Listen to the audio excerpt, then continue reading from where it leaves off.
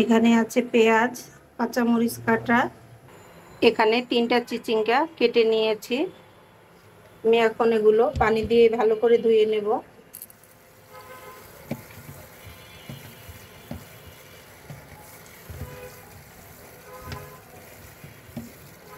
ভালো করে ধুয়ে নিয়েছি, পানি ঝরাতে দেব। এখানে আছে 3টে ডিম। একটা কড়াই নিলাম, কড়াই গরম হয়ে গিয়েছে, দিয়ে দেব সরিষার তেল, দিয়ে দেব অল্প পরিমাণে লবণ, দিয়ে দিলাম ডিম। এখন আমি এগুলো একদম ঝুরি ঝুরি করে ভেজে নিব। দিয়ে দেব এর মধ্যে পেঁয়াজ কাঁচামরিচ দিয়ে দিলাম। এগুলো সব কিছু ভালো করে ভেজে নেব। দিয়ে দেব হলুদ মরিচের গুঁড়া, দিয়ে দিলাম হলুদ এবং মরিচের গুঁড়া, আবারও ভালো করে মিশিয়ে নেব। দিয়ে দেব চিচিঙ্গা দেওয়ার পরে উল্টে পাল্টে নেব।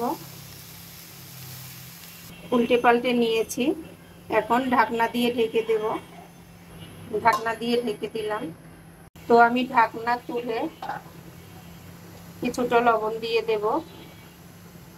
আসলে তখন আমি যে পরিমাণ লবণ দিয়েছি তাতে হবে না। লবণ দিয়ে আবারও একটু উল্টে পাল্টে দিব, যেন লবণ সবগুলোর সাথে মিশে যায়।